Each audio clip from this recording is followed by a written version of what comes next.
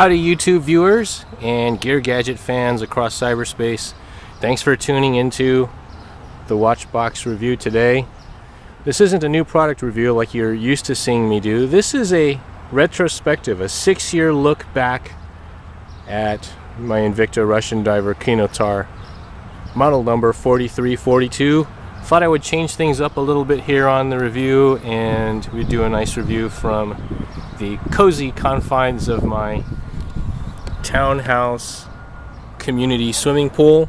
It's a beautiful May afternoon, and thought I would just take a nice look back here at my years owning this watch. So you're seeing it here on my right hand. I was using my computer this morning, logging in remotely from work, and I'm a left-handed PC mouse user, so I use my left hand for that, and I switch my watch back and forth between the two. I actually like to wear it on my left hand more so than my right, but when I'm using the computer I switch it around. So let's just get into it here. So that being said, I normally wear it on my left, and a lot of people have complained about the massive canteen cover, how it digs into the wrist and stuff. Honestly, my wrist joints and bones are not flexible enough for that really to be a problem. I just wear it like you see here, and it's perfectly comfortable like that. I'm also kind of using a different camera here. I'm using my Nikon point-and-shoot camera here to take video, so bear with me with that. And this is the watch. After 6 years now, I'm on my second battery. I'm on my second polyurethane strap as well. The first one started cracking and basically dried out after 3 or 4 years of use, heavy use, I think. I wear this watch all the time, everywhere. It's the one watch I keep coming back to over the years. You've seen me do a lot of other reviews for a lot of much better watches, more expensive watches, much more technically superior watches, higher quality in various ways, but for whatever reason this is the watch that I keep coming back to.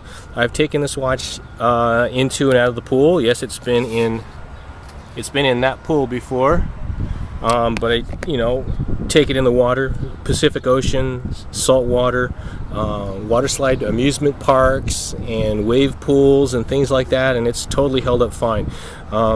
It does tend to scratch easily, but I use some Blue Magic polish around the bezel, and I'm able to get a really nice near mirror finish on that luster surface, so no problems there at all.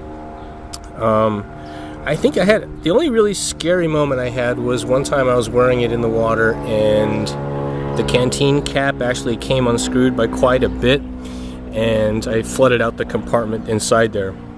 And luckily it didn't fog up the crystal or do anything dramatic like that. I simply said, okay, what the hell, tightened it back up, and I got the watch home, and I just looked it over, and sure enough it was fine. So I just dried out the inside of the cap, and it was totally fine. So let's see, the weak point on the poly strap is right where these screw holes go in. It's kind of thin right there, and that's where my previous one cracked. So I bought this one from a fellow forum member on the Watch Geek forum. I don't know, it was really cheap, like 10. He sold it to me for like 10 or 20 bucks or whatever that was. So I'm on my second strap, and all is well. I'm also on my second battery. So it's a Ronda quartz movement that's in there. It's a pretty common movement. It's really nothing different or unique in that regard, but you unscrew the case back, and to do that I use extra large case opener, and what you get with that is a case back wrench with basically like a 3-point adjustable fixture here and various different tips that you can put in there. This particular set also comes with a spring bar removal tool, and I use that as well to take off the strap, and I'm good to go. So the key point is you want to make sure you get one of these wrenches that's large enough for the case back diameter. I think the case back diameter on this watch is about 49 or 50 millimeters, so you're going to need something with a pretty wide span, and you basically just adjust it in or out and unscrew the case back. Pretty straightforward. Don't over torque it, don't over tighten it.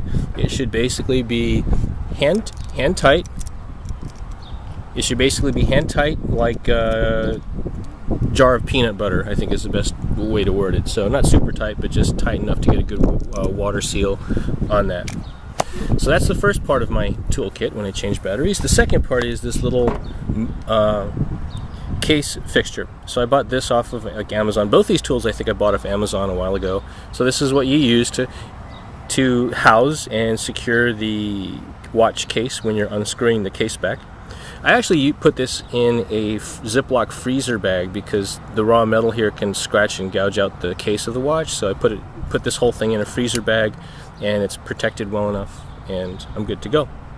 So the only scare for that I had once was when I didn't seat the gasket O-ring tightly enough, and the watch got some moisture inside of it, and I was out in the pool and the inside of the window glass started to fog up. So I had to kind of basically undo everything, re-lubricate the gasket with silicone plumber's grease, and make sure everything's nice and tight again, and I'm good to go. So the key point is you want to make sure you lube up your gasket very securely, because when you tighten down the case back, it's going to want to pull that gasket out of the track, and that was what I had done wrong. Either I was in a hurry or I didn't notice it at the time, and I went and tightened down the gasket with the tighten down the case back with the gasket not seated properly. So anyhow, so this has been a great watch. I've really enjoyed wearing it, and I encourage anyone out there to consider this type of watch if you're looking at it from the style points and you want something durable and not terribly expensive. This is the first run that were the Swiss made versions. So they now make these out of Asia, completely cased and assembled using Asian parts in Asia, and they're really affordable now, and you can find them for as low as $60 or $70 now.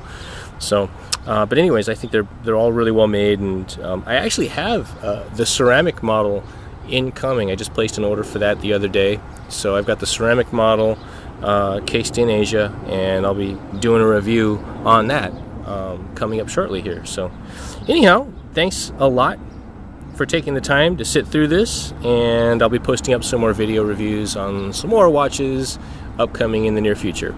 Thanks a lot, guys. Take it easy.